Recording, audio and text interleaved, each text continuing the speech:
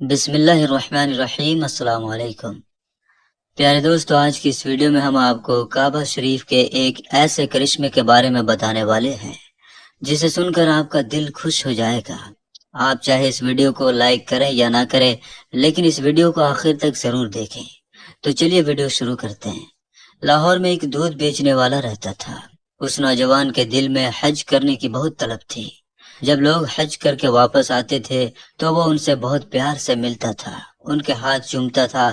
ایک بار اس نے حج کے موسم میں لوگوں سے پوچھنا شروع کر دیا کہ حج پر کیسے جاتے ہیں۔ کسی نے اسے بتا دیا کہ حج کے لیے کراچی سے جاتے ہیں، تو کسی نے اس کو اسٹیشن پر بھی پہنچا دیا۔ اب وہ اسٹیشن پر لوگوں سے پوچھنے لگا، مجھے کراچی جانا ہے، کراچی کیسے جائیں؟ وہ کئی دنوں تک لاہور کے اسٹیشن پر پھرتا رہا۔ ایک بار ٹرین کے ٹی سی نے سوچا کہ یہ بیچارہ کئی دنوں سے یہاں پر گھوم رہا ہے۔ چنانچہ ٹرین کے ٹی سی نے دودھ والے سے کہا، تم میرے ساتھ ٹرین میں بیٹھ جاؤ، میں تمہیں کراچی لے جاتا ہوں۔ اور پھر وہ کراچی پہنچ گیا۔ کراچی ریلوے اسٹیشن پر پہنچ کر اس نے لوگوں سے پوچھنا شروع کر دیا، مجھے حج پر جانا ہے، حج پر کہاں سے جاتے ہیں؟ کسی نے اسے حاجی کیمپ پر جانے کا راستہ بتا دیا، تو وہ حاجی کیمپ پر چلا گیا۔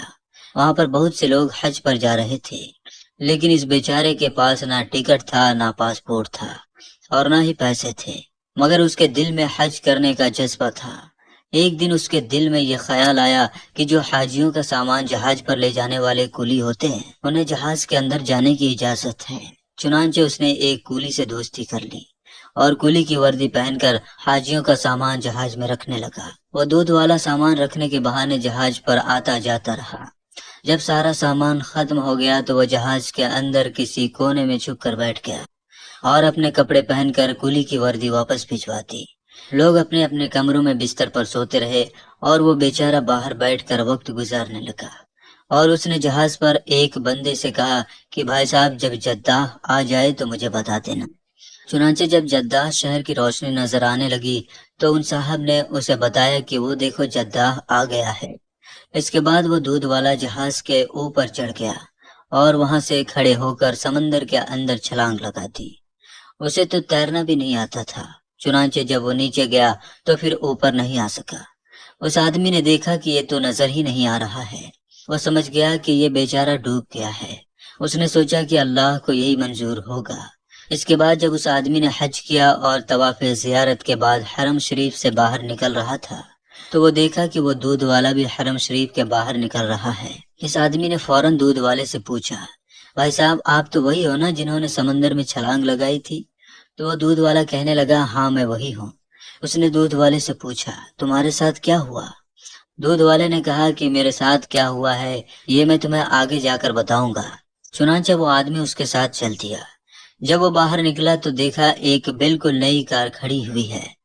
ڈرائیور انتظار کر رہا ہے۔ دودھ والا کار کے اندر بیٹھ گیا اور اس آدمی کو بھی بٹھا لیا اور ایک مکان کی طرف چل دیا۔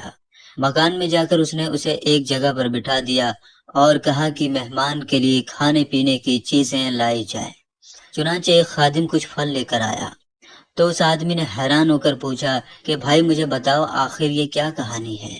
تو دودھ والا کہنے لگا، میں تمہیں قصہ بعد میں بتاؤں گا، پہلے میری کار دیکھو، یہ میری ہی کار ہے اور میرا ہی مکان ہے۔ اس نے پوچھا، یہ سب تمہیں کیسے مل گیا؟ دودھ والے نے کہا، یہ تو ایک راز کی بات ہے، لیکن کیونکہ تم میرے بارے میں جانتے ہو اس لیے میں تمہیں بتا دیتا ہوں۔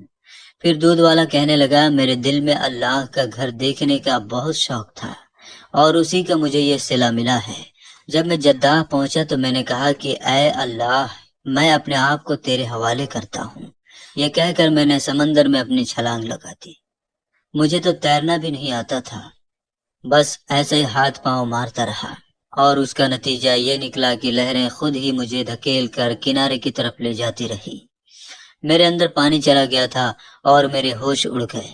میں کنارے پر پڑا تھا اور جب مجھے ہوش آیا تو صبح تہجد کا وقت تھا۔ میں نے ادھر ادھر دیکھا تو باہر جانے کے سارے راستے بند تھے۔ چاروں طرف لوہے کے گرل لگے ہوئے تھے۔ آگے کا دروازہ بند تھا۔ میں اسی گرل کے پاس بیٹھ گیا۔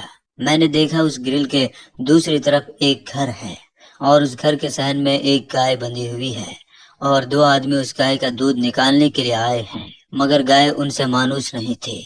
جس کی وجہ سے وہ گائے ان لوگوں کے قابو میں نہیں آ رہی تھی اور وہ لوگ دودھ نہیں نکال پا رہے تھے، لیکن میرا تو کام ہی یہی تھا۔ جب میں نے یہ منظر دیکھا تو میں نے آواز دے کر ان کو اپنی طرف متوجہ کیا اور اشارے سے کہا، اس کا دودھ میں نکال دیتا ہوں۔ وہ لوگ تو عربی بولتے اور سمجھتے تھے، اس لیے میں نے ان کو اشارے میں ہی بتا دیا کہ میں اس گائے کا دودھ نکال سکتا ہوں۔ اللہ کی شان دیکھیے، جہاں میں بند تھا وہ ایریا سامنے کوٹھی میں رہنے والے سیٹھ کے انڈر میں تھا۔ اس کا ایک بیٹا تھا، ڈاکٹر نے اسے ہدایت کی ہوئی تھی کہ اپنے بیٹے کو گائے کا دودھ پلایا کرو۔ اس نے اسپیشل اپنے بیٹے کے لیے وہ گائے خریدی ہوئی تھی۔ گائے کے اندر دودھ تو ہوتا تھا مگر وہ نکالنے نہیں دیتی تھی، جس کی وجہ سے وہ سیٹھ اور اس کی بیوی بڑی پریشان ہوتی تھی۔ اب جب میں نے ان سے کہا کہ میں گائے کا دودھ نکال دیتا ہوں تو انہوں نے سیٹھ سے کہا کہ اندر مسافروں میں سے ایک آدمی کہتا ہے کہ میں تمہیں دودھ نکال کر دیتا ہوں۔ سیٹھ نے کہا، یہ چابی لے جاؤ اور جا کر اسے لے آؤ۔ وہ گیٹ کا تالا کھول کر میرے پاس آ کے مجھے سیٹھ کے پاس لے گئے۔ جب میں نے گائے پر پیار سے اپنا ہاتھ پھیرا اور اس سے اپنے انداز میں بات کی تو گائے مان گئی اور میں نے نیچے بیٹھ کر انہیں 8 سے 10 لیٹر دودھ نکال کر دے دیا۔ سیٹھ کی بیوی نے دیکھا تو بہت خوش ہو گئی اور کہنے لگی، آج تو میرا بیٹا سارا دن دودھ پیے گا۔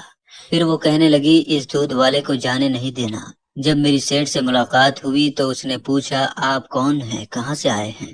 میں نے کہا، میں پاکستان سے حج کرنے کے لیے آیا ہوں۔ تو وہ کہنے لگے، ہم تمہیں واپس نہیں جانے دیں گے، تم اچھا دودھ نکالتے ہو۔ میں نے کہا، میں دودھ تو نکال دیا کروں گا لیکن مجھے حج بھی کرنا ہے۔ تو وہ لوگ کہنے لگے کہ اس کی فکر تم مت کرو، تمہیں حج بھی کروا دیں گے۔ دوسرے دن اس کی بیوی نے اپنے والد کو فون کیا اور ساری بات بتا دی۔ اس کے والد نے 200 گائے بھینسوں کا ایک باڑا بنایا ہوا تھا۔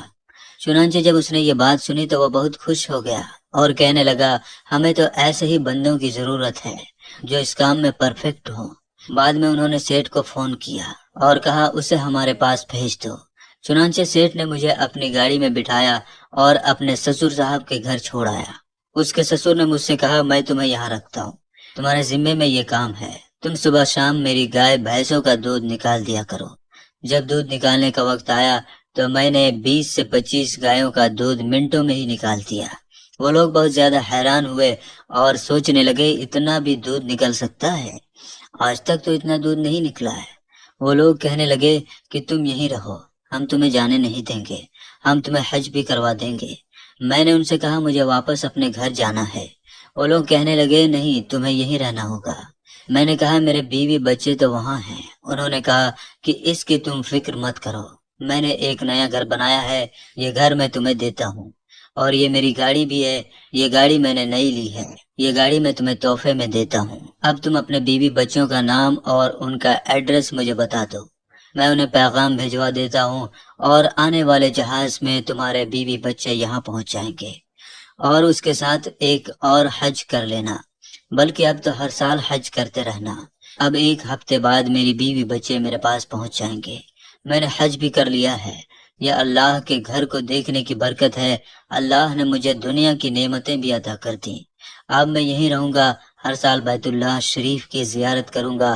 سبحان اللہ، سبحان اللہ۔ دوستو، اس واقعے کے بارے میں آپ کیا کہیں گے؟ کمنٹ باکس میں ضرور بتائیں اور اس ویڈیو کو لائک ضرور کریں۔ آج کی اس ویڈیو میں اتنی، پھر ملتے ہیں انشاءاللہ تعالی اگلی ویڈیو میں۔ اللہ حافظ۔